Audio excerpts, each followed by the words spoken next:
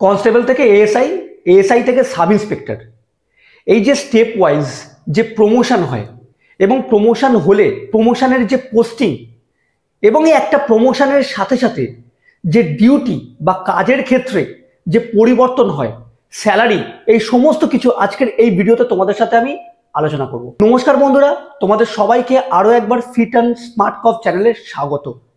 যেমনটা আমি তোমাদেরকে বলেছি যে তোমাদেরকে আমি ডিপার্টমেন্টের ছোটোখাটো এবং স্টেপ ওয়াইজ ডিপার্টমেন্টের সব কিছু ইনফরমেশান আমি তোমাদেরকে দেওয়ার চেষ্টা করব, অথেন্টিক ইনফরমেশান তোমাদেরকে দেওয়ার চেষ্টা করব, যাতে করে তোমাদের আগামী দিনে ডিপার্টমেন্টে এসে চাকরি করতে কোনো অসুবিধা না হয় এবং তোমরা প্রথম থেকে ডিপার্টমেন্টে আসার প্রথম দিন থেকে একটা স্ট্র্যাটেজি নিয়ে তোমরা সুন্দর করে চাকরিটা করতে পারো।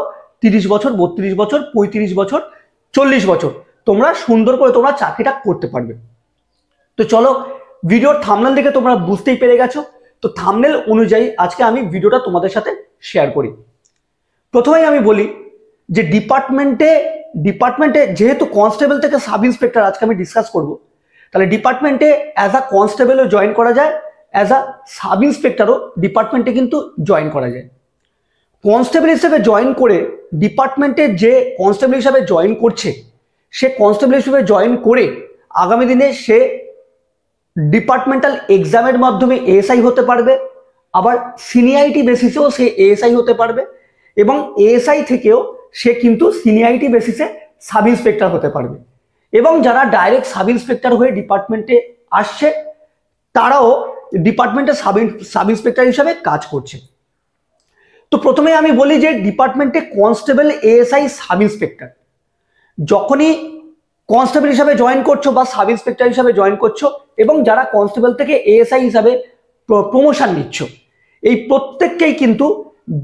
প্রত্যেকেরই কিন্তু মানে তোমার এই যে কনস্টেবল থেকে এএসআই, এটা কিন্তু ডিপার্টমেন্টাল এক্সাম তুমি দেবার সুযোগ পাবে ডিপার্টমেন্টে মিনিমাম 5 বছর চাকরি করার পরে। এবং সিনিয়রিটি বেসিসে কনস্টেবল থেকে এএসআই 10 থেকে 12 বছর সময় লাগে।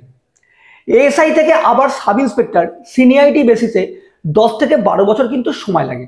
ঠিক আছে, তাহলে কনস্টেবল থেকে এএসআই এবং এএসআই থেকে আপ টু সাব ইন্সপেক্টর পর্যন্ত পৌঁছাতে একজন কনস্টেবলের সিনিয়রিটি বেসিসে কিন্তু মোটামুটি 22 থেকে 24 বছর সময় লেগে যায় কনস্টেবল থেকে সাব ইন্সপেক্টর হতে ডিপার্টমেন্টের সিনিয়রিটি বেসিসে।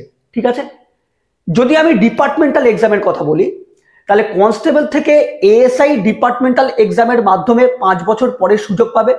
আবার ডিপার্টমেন্টে কিন্তু কনস্টেবল থেকে সাব ইন্সপেক্টরও কিন্তু ডিপার্টমেন্টাল এক্সামও হয়, সেটাও কিন্তু তোমার ন্যূনতম চাকরি 5 বছর কমপ্লিট হলে তুমি ডিপার্টমেন্টাল এক্সাম দেওয়ার সুযোগ পাবে। এবার আমি বলি পোস্টিংয়ের কথা। কনস্টেবল, এএসআই এবং সাব ইন্সপেক্টর, ঠিক আছে, এই কনস্টেবল, এএসআই এবং সাব ইন্সপেক্টর এনাদের প্রত্যেকেরই কিন্তু ব্যাটালিয়নে পোস্টিং হতে পারে। কনস্টেবল তো ব্যাটালিয়নে পোস্টিং হয়ই, মানে ডিপার্টমেন্টে কনস্টেবল হিসাবে জয়েন করার পরে ট্রেনিং করার পরে প্রথম পোস্টিং কিন্তু ব্যাটালিয়নে হয়। এছাড়াও এএসআই, যখন তুমি কনস্টেবল থেকে এএসআই প্রমোশন নিচ্ছ, তখন যদি তুমি এবি প্রমোশন নাও, কনস্টেবল এবি মানে যদি তুমি প্রমোশন নাও, এএসআই থেকে সাব ইন্সপেক্টর যখন তুমি প্রমোশন নিচ্ছ, যদি তুমি এবি প্রমোশন নাও, তাহলে তোমাদের কিন্তু ফার্স্ট অফ অল ব্যাটালিয়নে পোস্টিং হবে। ব্যাটালিয়নে পোস্টিং হলে কনস্টেবল, এএসআই, সাব ইন্সপেক্টর এনাদের সাধারণত কাজ ব্যাটালিয়ন থেকে কিন্তু সবসময় ফ্লাইং ডিউটি হয়। ফ্লাইং ডিউটি মানে সাপোজ ধরো কোথাও খেলা আছে, তোমাদের ডিউটি যেতে হলো, এবার তোমরা যে ডিউটি যাবে, সাপোজ ধরো ব্যাটালিয়ন থেকে কোথাও ধরো ফুটবল খেলার ম্যাচ আছে, কোথাও ধরো ক্রিকেট খেলার ম্যাচ আছে, কোথাও ধরো কোনো অকেশন আছে, কোনো উৎসব আছে, কোনো পুজো আছে, ব্যাটালিয়ন থেকে ডিটেলমেন্ট হয় ডিউটি। কিভাবে ডিটেলমেন্ট হয়? ধরো 25 জন কনস্টেবল, 2 জন এএসআই, 1 জন সাব ইন্সপেক্টর, এইভাবে ডিটেলমেন্ট হয়। এবার তোমাদেরকে একটা সিসি ধরিয়ে দেওয়া হবে, মানে গভর্নমেন্ট অর্ডার, যে তোমরা অমুক জায়গায় ডিউটিতে যাচ্ছ এবং সেই সিসি নিয়ে, সেই সিসির আদেশ অনুযায়ী তোমরা সেখানে ডিউটি পারফর্ম করলে, 1 দিন 2 দিন 4 দিন ডিউটি পারফর্ম করলে তোমরা আবার সেখান থেকে ব্যাক করলে ব্যাটালিয়নে। এই হচ্ছে ফ্লাইং ডিউটি। এছাড়া ব্যাটালিয়নে আছে ম্যাগাজিন গার্ড ডিউটি, এছাড়া ব্যাটালিয়নে খুব ক্রাইসিস সিচুয়েশন, কোথাও কোনো দাঙ্গা হয়েছে, কোথাও কোনো ঝামেলা হয়েছে, কোথাও কোনো অশান্তি হয়েছে, তোমাদেরকে সেখানে অ্যাজ আর্লি অ্যাজ পসিবল তোমাদের সেখানে মুভ করতে হবে। সিস্টেম সেই একই। কনস্টেবলের পরিমাণ, কনস্টেবলের সংখ্যা সবসময়ই বেশি থাকে। যে কোনো ডিউটিতে কনস্টেবলের সংখ্যা বেশি থাকে, তার কারণ গ্রাউন্ড লেভেলে ডিউটিটা কিন্তু সবসময় কনস্টেবলকেই করতে হয়। ব্যাটালিয়ান বাদ দিয়ে এবার যদি আমি বলি, যদি কারো যদি ডিস্ট্রিক্টে পোস্টিং হয়, তাহলে ডিস্ট্রিক্টেও কিন্তু আর্ম আছে এবং ওআর আছে। ডিস্ট্রিক্টের আর্ম পুলিশকে বলে WBAP, West Bengal arm police, এবং ডিস্ট্রিক্টের যারা ওআর মানে যারা ইউবি, তাদের হচ্ছে WBP, ওয়েস্ট বেঙ্গল পুলিশ। বিশেষত WBP শোল্ডার ব্যাচে যাদের থাকে তারা কিন্তু থানায় পোস্টিং হয়, এবং WB আর্ম পুলিশ যাদের শোল্ডার থাকে তাদের কিন্তু ট্রাফিক পোস্টিং হয়। এই WBAPর সেকশনটা কিন্তু ম্যাক্সিমামটাই ট্রাফিক, ঠিক আছে। তার মানে যে প্রত্যেকটা ডিস্ট্রিক্টের কিন্তু একটা লাইন থাকে, লাইন মানে সেখানে প্রচুর ফোর্স থাকে। সেই লাইন থেকে যারা ডিস্ট্রিক্টের বিভিন্ন জায়গায়, ডিস্ট্রিক্টের বিভিন্ন ক্যাম্প, ডিস্ট্রিক্টের বিভিন্ন ল অ্যান্ড অর্ডার ডিউটি যারা করে, তারা কিন্তু WBAP। এছাড়াও WBAP কিন্তু ওয়েস্ট বেঙ্গল পুলিশের ম্যাক্সিমামটাই ট্রাফিকটা সামলায়, ঠিক আছে, WBAP। আর WBP থানার পুলিশ, থানার যা ডিউটি, থানার ল অ্যান্ড অর্ডার ডিউটি, থানার RT ডিউটি, থানার কি বলবো, থানার যে কোনো রকম মানে থানার যে কোনো রকম সমস্যা, থানার একটা থানা এরিয়াটাকে কন্ট্রোল করা, এটা থানার কাজ। এছাড়াও এই যে কনস্টেবল, ASI, সাব ইন্সপেক্টর, এনাদের কিন্তু বিভিন্ন স্পেশাল পোস্টিংও হয়, যেমন IB, CID, EB, STF, GRP, CI, এরকম প্রচুর কিন্তু স্পেশাল পোস্টিংও হয়। এই স্পেশাল পোস্টিংগুলো তোমরা স্পেশাল পোস্টিংয়ের আবার দুটো টাইপ আছে, একটা হচ্ছে ফিল্ড জব, একটা অফিসিয়াল জব। তো এইভাবে কিন্তু পোস্টিং হয়। তো যত এই যে ব্যাটালিয়ান, ডিস্ট্রিক্ট, WBAP, WBP, এই যে স্পেশাল পোস্টিং, এই সমস্ত জায়গায় কিন্তু কনস্টেবলের চাহিদা কিন্তু সবসময় বেশি থাকে। অফিসারের যে স্ট্রেংথ, সেই অফিসারের স্ট্রেংথ কিন্তু কম থাকে, কনস্টেবলের স্ট্রেংথ কিন্তু অনেক বেশি থাকে, কনস্টেবলের পোস্টিংও বেশি হয়, ঠিক আছে। তাহলে এই হচ্ছে একটা পোস্টিংয়ের বিষয়ে আমি বললাম। এবার যদি দেখো, এইবার পোস্টিংয়ের বিষয় আমি তোমাদেরকে বললাম, ডিউটির বিষয়টাও আমি তোমাদেরকে বললাম। তার সাথেও আমি বলি যে কনস্টেবল, ASI, সাব ইন্সপেক্টর ডিপার্টমেন্টে এই যে তিনটে র্যাঙ্ক, এই তিনটে র্যাঙ্ক কিন্তু একেবারে গ্রাউন্ড লেভেলের র্যাঙ্ক। কনস্টেবলের ভূমিকা ডিপার্টমেন্টের সব জায়গাতেই গুরুত্বপূর্ণ। তার কারণ ডিপার্টমেন্টের ম্যাক্সিমাম ডিউটি কনস্টেবলকেই করতে হয়, কিন্তু কনস্টেবলকে ডিউটি করতে হলেও কনস্টেবলের উপর প্রেশার কিন্তু কম। একজন কনস্টেবলকে যদি বলা হয় যে তোমাকে অমুক জায়গায় 24 আওয়ার্স তোমাকে বসে থাকতে হবে, সে কিন্তু বসে থাকবে, ঠিক আছে। তার কাজ ওই বসে থাকা, ওখানে অ্যাজ আ ম্যান হিসাবে সেখানে হাজিরা দেওয়া, একজন পুলিশ পার্সন হিসাবে সেখানে হাজিরা দেওয়া।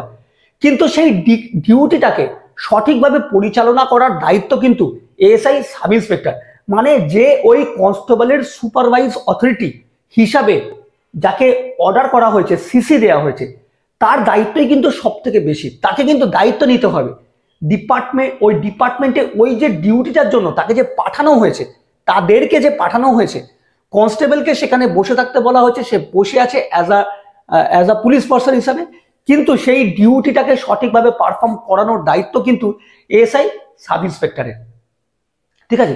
এখানে কিন্তু দায়িত্বের একটা বিশাল বড় ফারাক চলে আসে, একটা পার্থক্য চলে আসে, দায়িত্বের একটা বিশাল বড় পার্থক্য চলে আসে।